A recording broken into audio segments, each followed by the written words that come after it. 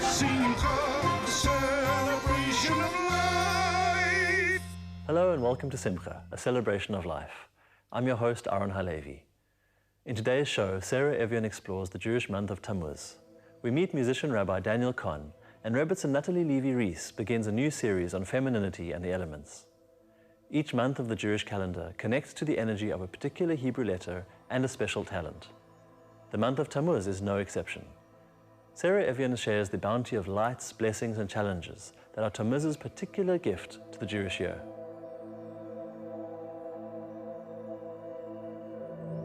This is the month of Tammuz. It is the month of Cancer, astrologically. And Cancer in Hebrew is called the Sartan. If we break up those words, Sartan, it actually means Sar, to remove, and Tan, the body. It is a month where we are trying to remove the body in order for us to expose the inner soul of what is there. It is the crab. Cancer's the crab, and a crab walks sideways. It's showing us already that this month is about concealment. Things aren't the way they're supposed to be. It's not like Sivan when we were walking towards something and walking straight towards it, fully knowing where we are going. The crab walks sideways, and it's a lesson for us in our lives that this month, because of the 17th of Sivan, when the spies came back and when it was the beginning of the end of the destruction of the temple, this is the time where things are not fully alive and fully the way they should be. And that is the symbol of the crab walking sideways. So the crab has a hard exterior crust and a very soft interior crust. And that is the work of us this month. We are supposed to be removing the hard exterior crust of physical reality in order to see the soul level that's inside it, the lessons behind the messages that we get. So this month is the month that we had received the Torah, and we were on our way with the Torah, and then we had the sin of the golden calf. That is what happened in this month. So this month is very much about dissonance, and the letter of this month is the chet. A chet is a gateway. It's got two walls and a lintel on top of it, looking exactly like a gateway. And it is for us to walk through the gateway of our failures in order to see what is behind them. We never actually have destruction only for the sense of destruction. It is always to rebuild something out of that. And chet, the letter chet, actually in Hebrew means what we commonly called a sin. But what does sin mean? It's very hard to relate to the word sin, that I've done something wrong. Really, chet is a separation. I have separated myself from the life force of what is. God is sending me life every moment. That's why I'm here. I'm alive in my uniqueness every moment. And then I cause a separation by the choices I make. I choose to step out of the light that is coming down to me to walk a different path. And that is what a dis-ease is, or what a dissonance is. It is, in fact, when I'm not authentic with myself. I step out of my own integrity. And that is the place of a chet.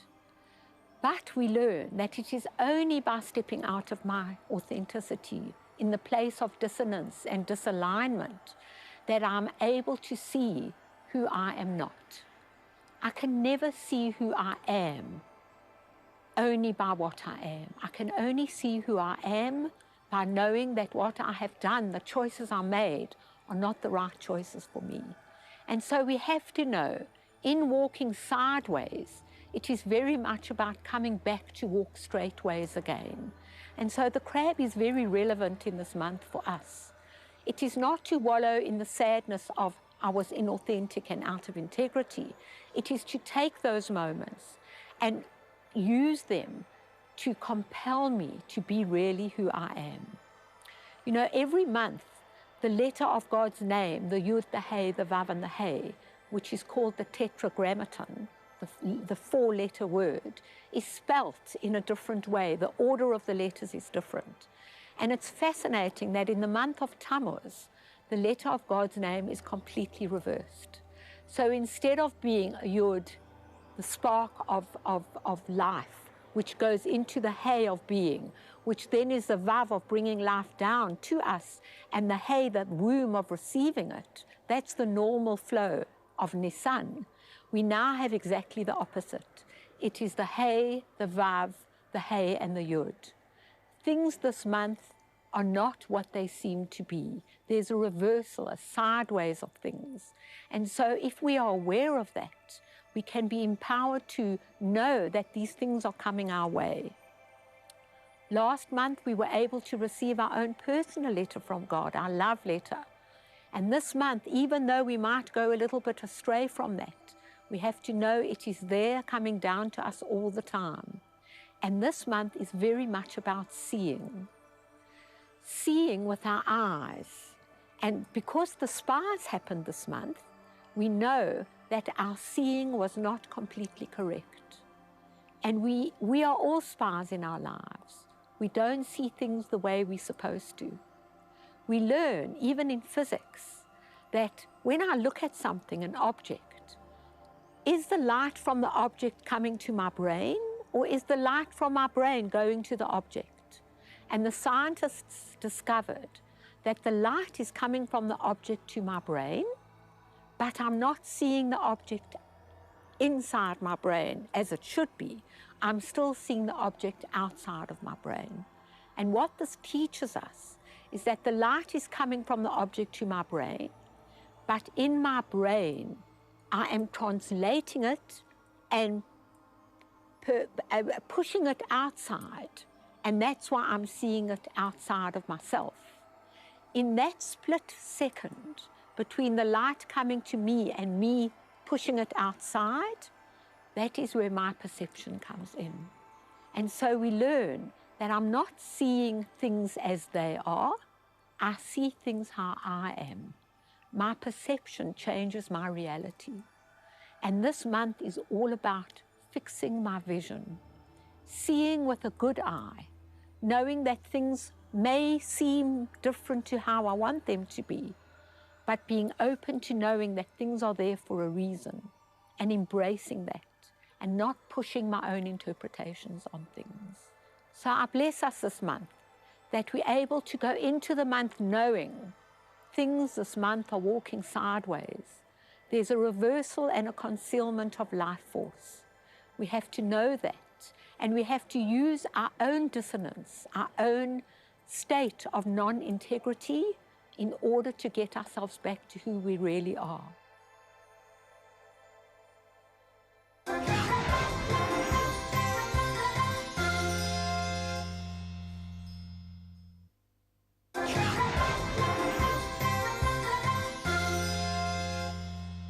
Rabbi Daniel Kohn of Bat Ayin in Israel is an accomplished and dynamic clarinet player who fuses traditional spiritual music with wide-open improvisations and classical depth. He has recorded multiple albums, including Melodies of Divine Contemplation, a powerful mix of music and guided meditation. It is through music that Rav Daniel believes we can open a path for personal and spiritual renewal.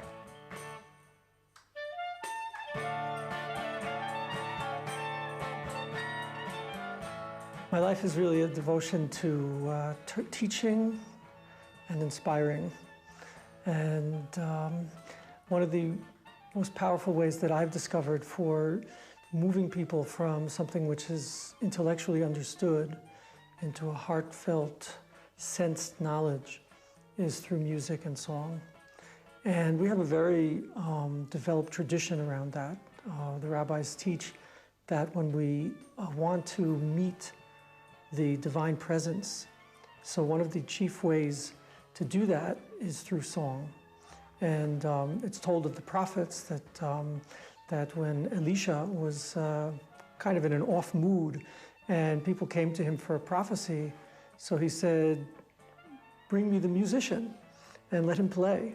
And when he played, then the divine experience began to be awakened in him, and he was able to prophesy. So that's a strong indication that what music does to us is it awakens the heart, and beyond that, it takes us out of ourselves in terms of our limited and local experience of what is here and now, and brings us more deeply into contact with levels that are beyond what is the normative here and now. I think everyone experiences that somehow when it comes to music. You know, if you want to create a romantic mood, we want to bring people to greater elation, or even bring about sadness or seriousness. A lot will depend on what music you play, what song you play, and you can really bring about different emotions and experiences because of music. So the biggest experience is the experience of the divine presence, when our consciousness opens and we're able to really come into contact with the universe beyond ourselves.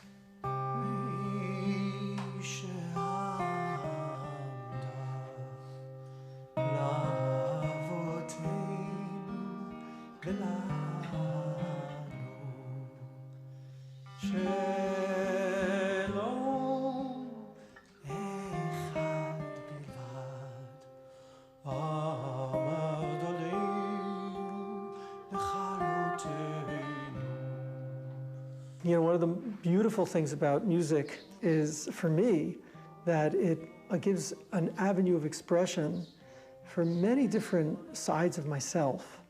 So that if I want to express a longing and yearning, so I might begin a nigun like this.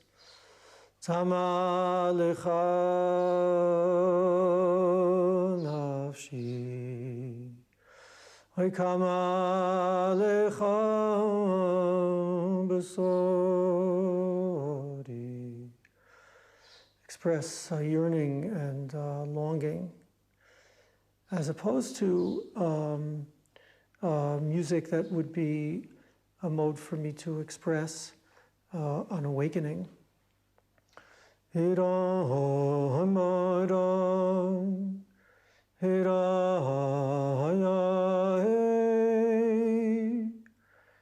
So, and as much as I might try to express myself in words, the experience of the severe limitation that words place upon me, at a certain point in my life, I would say, created a great angst. I felt I had so much that I want to share, and that being closed in was a very real trial for me. And so discovering more and more expression and outlet through music, especially through Jewish spiritual music, became extremely important in my life, very important in my life.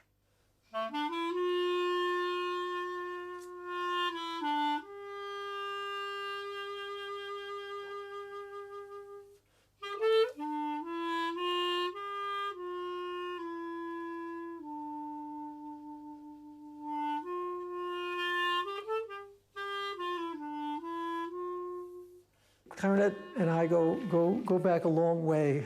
Clarinet and I go back to when I was 8 years old.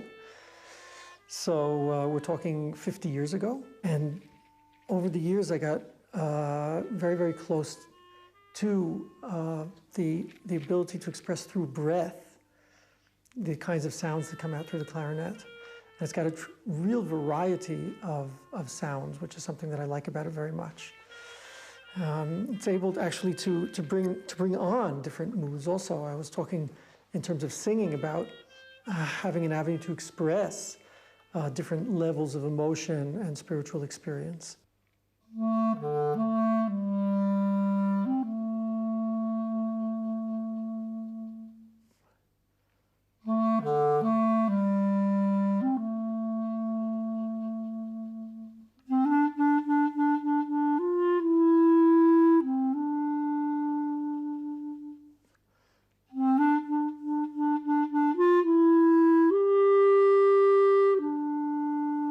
The Hebrew word for shir, for song, actually shares the same root with the word for inspiration, which is hashra'ah. Hashra'ah in Hebrew means to be inspired. Shriyat HaShechina is there's an inspiration from the divine and presence. And the word shir, you can hear how the consonants are similar, are the same, is the word for song. So that to bring myself to an arousal that enhances and grows a love of the divine, a love of the world, of creation, a love of God's creatures. All those will be very connected for me with being able to just sing something and reorient myself. You know, I think one of the important things that people kind of know but are usually not so conscious of is that there are different ways in which we communicate or experience ourselves, that it's not the same in a quiet, contemplative space as it is, you know, on the subway or a city bus, or talking to the bank clerk, or at the supermarket, or in an intimate conversation. And we have ways in which we shift ourselves for those different settings. And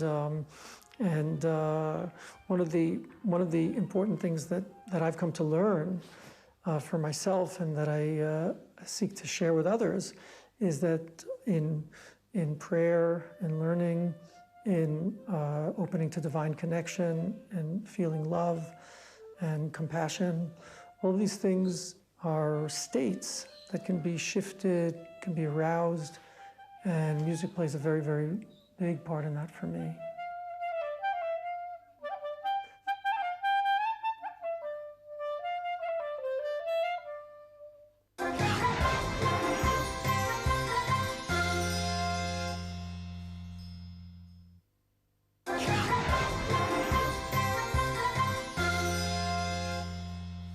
Welcome back.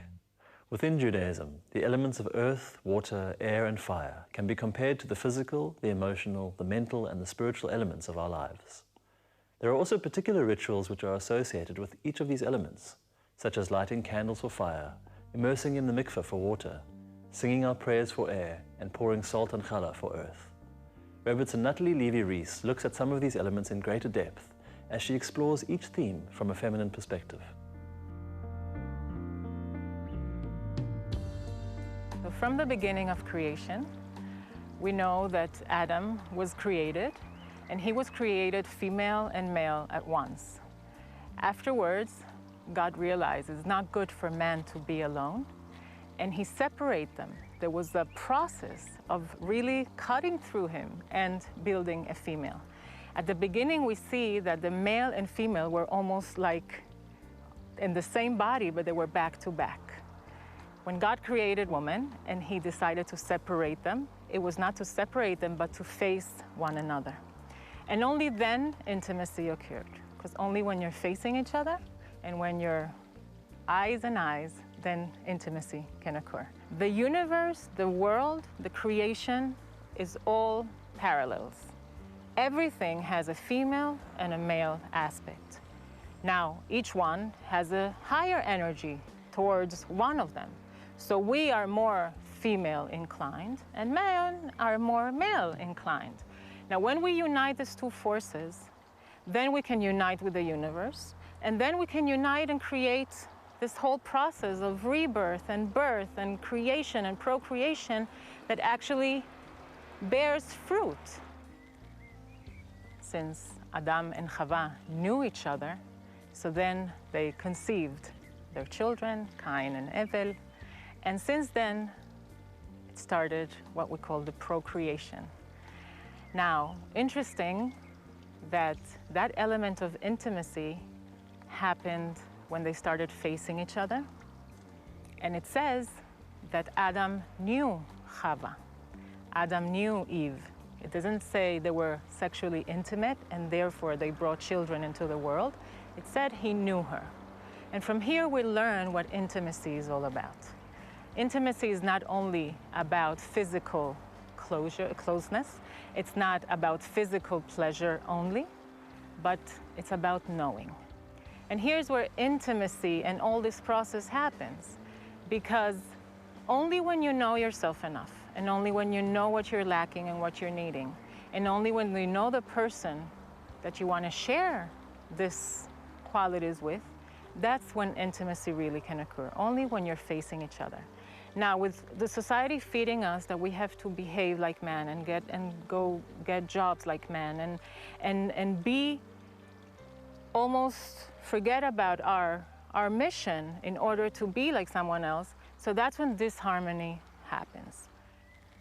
Now, one of the things I believe and I know and I teach is that we as women have to remember what our power is. And we have to remember that we carry with us eternity. We have the power of creation. We have the sense of intuition. Not for nothing we have this motherly tendency. It's because we're connected in a different level to godliness and to the universe. We're able to connect in many different levels. Now, I like to always say that all our femininity is also connected to the elements of the earth. So we have fire, and we have earth, and we have water, and we have air. So where does a woman connect to all these elements? Because we know women have the potential and the power to connect spiritually and materially both at once. We have this multitasking aspect of us, and we can connect really heaven and earth in 1 second.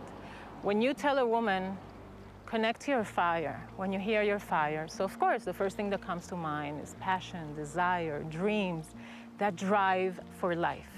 How does Judaism connect us to our fire? Through lighting the Shabbat candles. We light the Shabbat candles, and one of the things I believe very, very deeply is that Shabbat is a day of peace. It's a day where the Shekhinah, the holy and the sanctity of the day falls down on the earth. It's the day that God rested from creation, so we rest as well. But what is this rest all about? And what, did God get tired? Like what does it really mean? So what it really means is that there's a process that needs a rest in order to continue with more energy. Shabbat, we know, is not the end of the week, it's the beginning of the week. We derive from Shabbat all the strength. But the fire of Shabbat, before Shabbat, when we light the Shabbat candles, we connect to our fire, and only then it can be peaceful. Only then we can feel the peace. Only when we're really connected to who we are, to what we want, to our passions, to our desires, to our dreams, because that's what drives us eventually to fulfill them and to follow what we really want and what we know our potential is. The only way to really have a dream that drives us is if we're really connected to ourselves, if we're really intimate with ourselves, if we really create that intimacy. So that's the fire. And then we light Shabbat candles and we feel this peace. When we say we want peace, what do we mean? It's not only world peace, which of course we all pray for, but it's deep peace within us, that quiet, that stillness, that place where I can connect, where I can relax, where I can be comfortable. So I wish for us women that we should be able to connect to that fire within us. Always make sure you're connected to that voice that tells you what you're wishing for, what your passions are, what your dreams are. And by connecting to this fire, that's how you can warm up the whole world. Well, that's all we have for this week's episode of Simcha, a celebration of life. As always, we'd love to hear from you, so please send us a message on Facebook at Spirit Sister Productions. From me, Aaron Halevi, and the rest of the Simcha team, have a wonderful week ahead.